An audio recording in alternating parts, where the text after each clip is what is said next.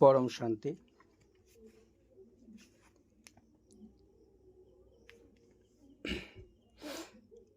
আজকে অষ্টাবক্র গীতার 1 নম্বর শ্লোকের 9 এবং 10 শ্লোক আপনাদের সম্মুখে পাঠ করে শোনাব।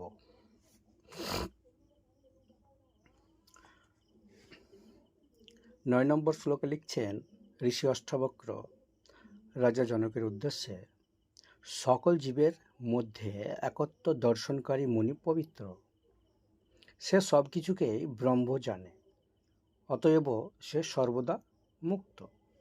এই শ্লোকটি অষ্টাবক্র গীতার প্রথম অধ্যায়ের 9ম শ্লোক। এটি একজন প্রকৃত জ্ঞানী বা মুনির লক্ষণ বর্ণনা করে এবং কেনই বা তিনি সর্বদা মুক্ত থাকেন। সকল জীবের মধ্যে একত্ব দর্শনকারী মুনি পবিত্র, সে সব কিছুকে ব্রহ্ম জানে, অতএব সে সর্বদা মুক্ত। এই শ্লোকটি 3টি খণ্ড করে আমরা বোঝার চেষ্টা করব। 1 নম্বর, সকল জীবের মধ্যে একত্ব দর্শনকারী মুনি পবিত্র। এটি হলো অদ্বৈত বেদান্তের মূল ভিত্তি।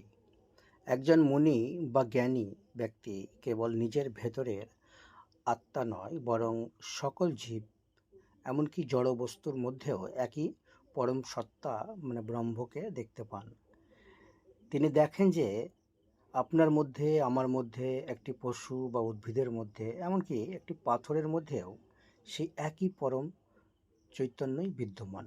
কোনো কিছুই আলাদা বা বিচ্ছিন্ন নয়। আর এই একত্ববোধই একজন মুনিকে পবিত্র করে তোলে। সাধারণ মানুষের মনে যে ঘৃণা, লোভ, হিংসা এবং আসক্তির মলিনতা দ্বারা পূর্ণ থাকে, কারণ তারা অন্যদেরকে নিজেদের থেকে আলাদা মনে করতেই পারে না। কিন্তু যখন একজন মুনি দেখেন যে সকল জীব তার নিজেরই অংশ, তখন তার পক্ষে কারোর প্রতি হিংসা বা ঘৃণা পোষণ করা অসম্ভব হয়ে যায়। এই উপলব্ধি তার মনকে সব রকম মলিনতা থেকে মুক্ত করে এবং তাকে অভ্যন্তরীণভাবে পবিত্র করে তোলে। এটি গেল 1 নম্বর শ্লোকের একটু ব্যাখ্যা। 1 নম্বর শ্লোকের যে 3 ভাগে বিভক্ত করেছিলাম, সেই 3 ভাগে বিভক্তের এক অংশ গেল। এবার 2 অংশে আসা যাক। কি বলছে? সে সব কিছুকেই ব্রহ্ম জানে। এই অংশটিও ভীষণ গভীর। একটি বিষয় যদি আপনারা লক্ষ্য করেন তো দেখবেন ঋষি অষ্টাবক্র প্রথম থেকেই ব্রহ্ম বা পরম চেতনার প্রতি জোর দিচ্ছে কিন্তু বারবার। একজন মুনি কেবল সকল জীবের মধ্যে শুধু একত্ব দর্শন করেন না, বরং তিনি বুঝতে পারেন যে এই সব কিছুই সেই একক অসীম সত্তা বা ব্রহ্মা। তার কাছে এই জগৎ কোনো মিথ্যা মায়া বা ভ্রম নয়, বরং ব্রহ্মেরই প্রকাশ। তিনি দেখেন যে মহাবিশ্বের প্রতিটি রূপ, প্রতিটি নাম, প্রতিটি ঘটনা সব কিছুই সেই এক পরম চেতনার খেলা। তার কাছে আমি এবং তুমি, সৃষ্টি এবং স্রষ্টা, ব্যক্তি এবং সমষ্টি, এই সব ভেদাভেদ বিলুপ্ত হয়ে যায়। তিনি শুধু ব্রহ্মাকেই দেখছেন। এটা গেল 2 নম্বর, 3 ভাগের 2য় ভাগ গেল। 3য় ভাগে কি বলছে দেখা যাক।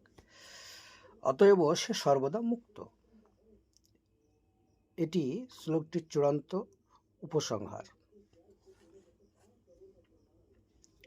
এই একত্ববাদ এবং ব্রহ্মজ্ঞানী একজন মুনিকে চিরতরে মুক্ত করে। তাহলে আমরা বুঝতে পারছি একজন মুনি চিরতরে মুক্ত থাকে। কেন মুক্ত থাকে? কারণ আমাদের সকল বন্ধন আসে দ্বৈততা থেকে। আমরা এবং তোমার, আমার, তোমার, আমি, তুমি, এই ধারণার কারণে।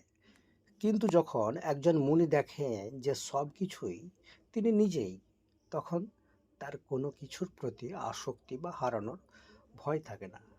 কারণ হারানোর ভয় তারই থাকে যে পাওয়ার আকাঙ্ক্ষা রাখে। আর যার পাওয়ার আকাঙ্ক্ষা নাই, তার হারানোর ভয় কি করে থাকতে পারে বলুন? থাকাটা অসম্ভব।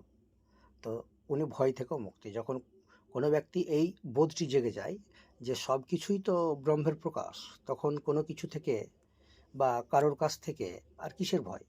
মৃত্যুও তখন তার কাছে এক রূপ থেকে অন্য রূপে পরিবর্তন মাত্র, কারণ সে মৃত্যুর রহস্য বুঝে যায়, যা তাকে স্পর্শই করতে পারে না, কারণ পরম চেতনা নিরাকার।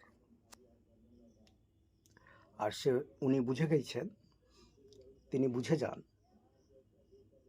আমি সেই পরম চেতনা, তখন তার ভয় থাকার কোনো কারণ থাকে না আর।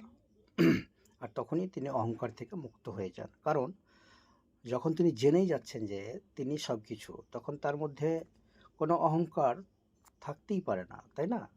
এই অহংকারহীনতাই তাকে কর্মফলের বন্ধন থেকে মুক্ত রাখে।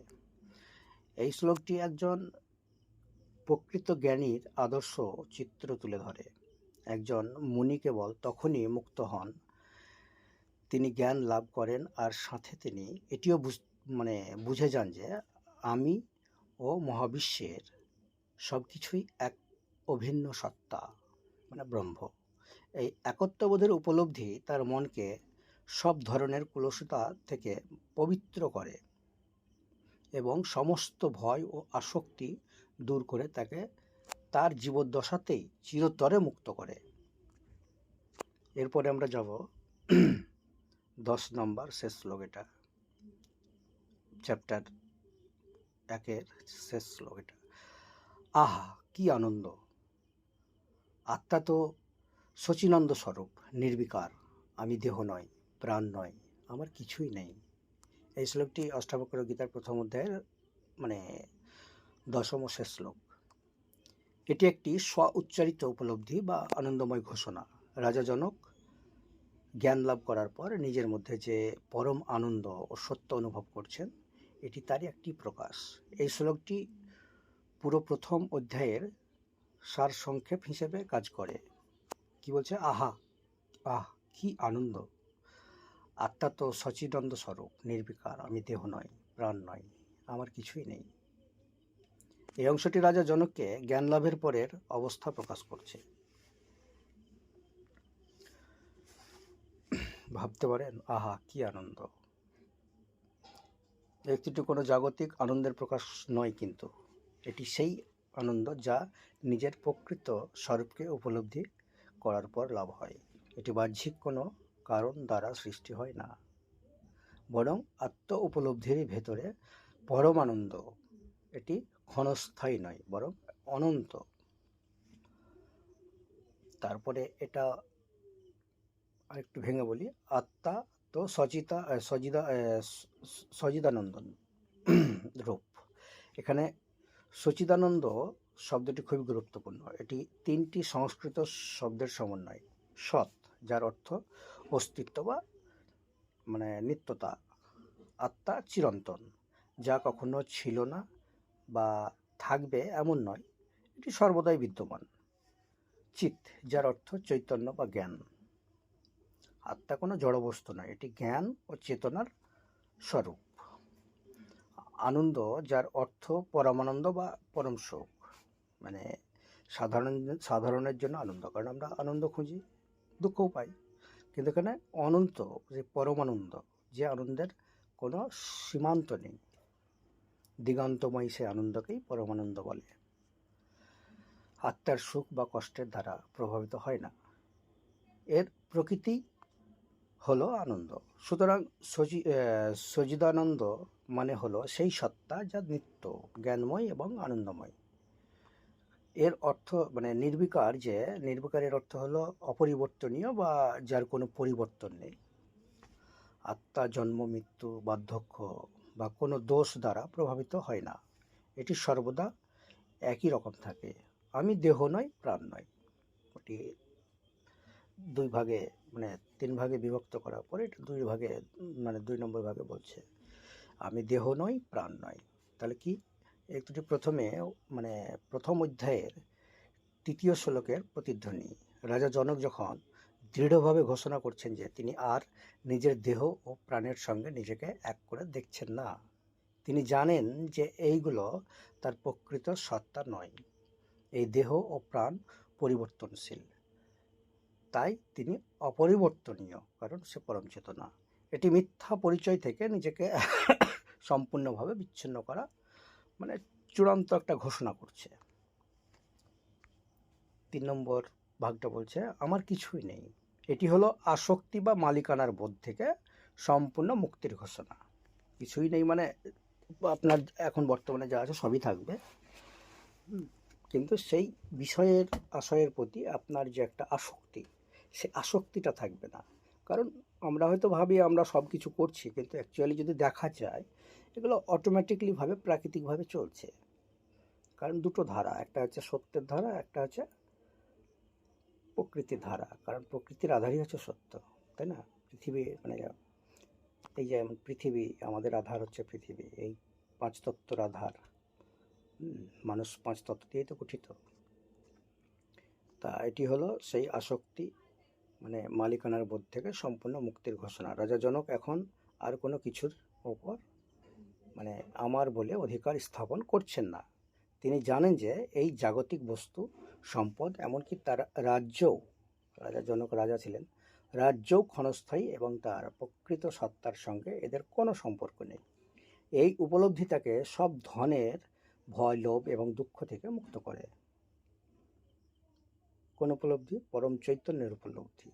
যখন কোনো কিছু হারানোর ভয় থাকে না কারো, হ্যাঁ, তখন তার পাওয়ার আকাঙ্ক্ষা থাকে না। কারণ পাওয়ার আকাঙ্ক্ষা যখন থাকে না, হারানো ভয় থাকার কোনো মানেই হয় না। কারণ আপনার কাছে হারানোর মতো কিছুই নেই, তখন আপনি মুক্ত। এই শ্লোকটি অষ্টাবক্র গীতার প্রথম অধ্যায়ের সমাপ্তি। এর মাধ্যমে রাজা জনক ঘোষণা করছেন যে তিনি ঋষি অষ্টাবক্রের শিক্ষা লাভ করে নিজের প্রকৃত স্বরূপকে চিনতে পেরেছেন। তিনি উপলব্ধি করেছেন যে তার মানে আত্মা হলো সচিদানন্দন স্বরূপ